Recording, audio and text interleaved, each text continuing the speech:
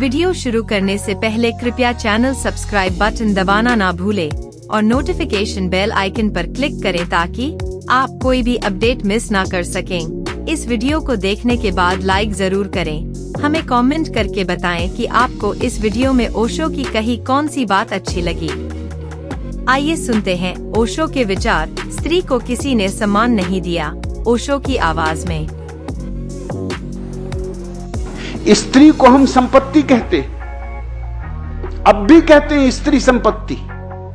पुरुष को कभी तुमने संपत्ति कहा? अब भी जब विवाह होता है किसी लड़की का तो हम कहते हैं कन्यादान। दान? लड़की कोई चीज वस्तु है जो तुम दान कर रहे हो? शर्म नहीं आती कहते हुए कन्यादान? लेकिन यह हमारी धारणा है, यह पुरुषों द्वारा नियोजित समाज है। अब तक स्त्री को हमने कोई सम्मान नहीं दिया, और अगर हम स्त्री को सम्मान देना चाहते हैं तो हमें अपनी पूरी नैतिक धारणाओं को, मर्यादाओं को रूपांतरित करना होगा। वही महत्कारी मैं यहां करने की कोशिश कर रहा हूं, इसलिए खूब गालियां खा रहा हूं। इसलिए जितनी गालियां मुझे पड़ रही हैं इस देश में शायद ही किसी को पड़ती हूं, लेकिन मैं उनकी अपेक्षा करता हूं, जानता हूं कि स्वाभाविक है, ये होगा ही।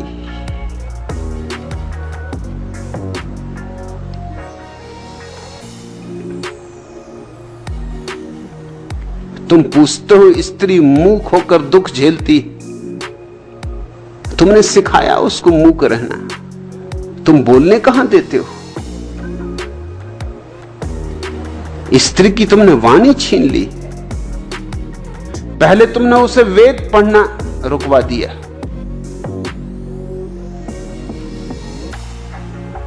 तुमने उससे पूजा के अधिकार छीन लिए, यज्ञ के अधिकार छीन लिए। अभी कल खबर थी कि सऊदी अरेबिया ने, अरेबिया से कोई स्त्री बाहर शिक्षा पाने नहीं जा सकती, इसका नियम बना लिया। 20वीं सदी है, या हम किसी बाबा आदम के जमाने में रह रहे हैं? स्त्रियां अब शिक्षा पाने के लिए बाहर नहीं जा सकती। क्यों? क्योंकि खतरा है। बाहर शिक्षा पाने जाती हैं तो वहां से लौटती हैं तो मुखर हो जाती, उनको वाणी मिल जाती। तुम स्त्रियों को शिक्षा भी देते हो तो भी इसलिए नहीं देते कि वो मुखर हो जाएं, इसलिए देते हो ताकि ठीक वर मिल जाए, एमए हो जाएं वो, ताकि कोई कलेक्टर, कोई कमिश्नर, कोई डॉक्टर, कोई इंजीनियर वर मिल जाए। स्त्री की शिक्षा का कुल इतना ही मूल्य है, उसके सर्टिफिकेट अच्छा वर फांसने के काम आते, बस इससे ज्यादा कोई मूल्य नहीं।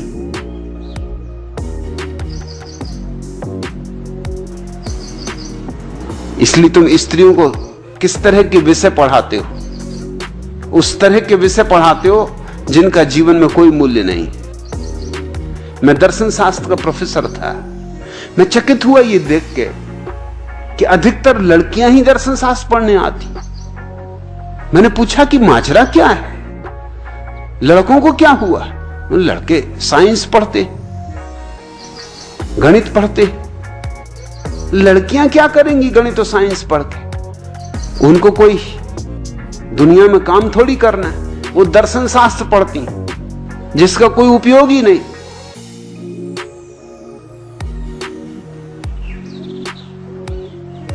जो बिल्कुल बेकाम है, जिसकी कोई सार्थकता नहीं जीवन में।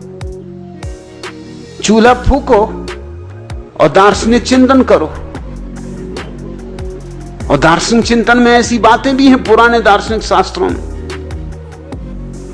कि पात्र घी को संभालता, कि घी पात्र को संभालता।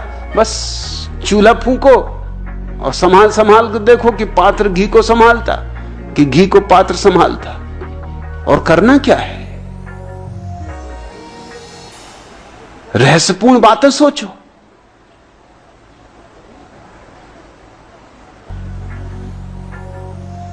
कि जलेबी बन जाती तो इसके भीतर रस कैसे पहुंच जाता, कि फुलका फूल जाता है, दोनों तरफ से बंद, छेद बिल्कुल नहीं, हवा कहां से पहुंच जाती। ऊंची बातें, हवाई बातें, आध्यात्मिक बातें सोचो।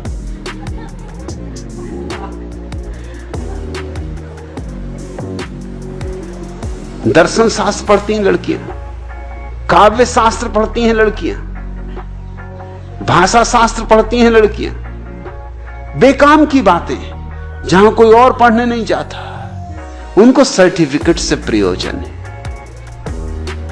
और दर्शन शास्त्र के विभाग अध्यक्षों को, लड़कियों को अच्छे सर्टिफिकेट देने पड़ते, क्योंकि अगर लड़कियां भी आना बंद हो जाएं तो उनका धंधा गया, उनका धंधा ही उन पर चल रहा है। तुमने वाणी छीन ली है उनसे, तुमने सिखाया सदियों से कि पति जो है वो स्वामी है, तुम दासी हो। अब दासियों को कोई बोलने का हक होता है, वो तो जी हजूर होने चाहिए, जो पति कहे सो ठीक। क्या क्या कहानियां तुमने गढ़ी कि असली सतियां वो थी कि उनके पतियों ने कहा कि हमें वेश्या के यहां ले चलो, तो कंधे पर रख के पति को वेश्या के यहां पहुंचा दिया। ये थी पतियां, ये थी सतियां, ये थी पत्नियां। और पति को पता चल जाए कि पड़ोसी के साथ हंस बोल के बात कर रही थी तो गर्दन उतार लेगा। चीन में यह रहा है नियम कि अगर कोई पति अपनी पत्नी को मार डाले, उस पर अदालत में मुकदमा नहीं चल सकता, क्योंकि पत्नी उसकी संपत्ति है। कोई अपनी कुर्सी तोड़ दे या कोई अपनी कार को जला दे, इसमें क्या मुकदमा? कोई अपना पंखा तोड़ के फेंक दे, इसमें क्या मुकदमा? ऐसी पत्नी है। ऐसे बहुत से समाज रहे हैं जहां मेहमान घर में आता है तो रात के लिए पत्नी भी उसको दे देते। मेहमान का स्वागत होना चाहिए, अतिथि तो देवता है, और देवताओं के तो काम तुम जानते ही हो। सो देवता आए ही शायद इसलिए हो कि सुंदर पत्नी है, और देवता का तो स्वागत पूरा होना चाहिए। रात देवता अकेले कैसे सोएंगे? तो पत्नी दे दो। और पत्नियां ये भी करती रही। तुमने उनसे वाणी छीन ली, उनको सब दिशाओं में वाणी देनी होगी, और उनको वाणी तभी मिल सकती है सब दिशाओं में जब तुम ये हिम्मत जुटाओ कि तुम्हारी अतीत की धारणाओं में 99% अमानवीय है, और उन अमानवीय धारणाओं को चाहे कितने ही बड़े ऋषियों मुनियों का समर्थन रहा हो, उनका कोई मूल्य नहीं। न उन ऋषि मुनियों का मूल्य है, न उन धारणाओं का कोई मूल्य। कहां लिखी है इससे कोई सवाल नहीं, एक पुनर्विचार की जरूरत है।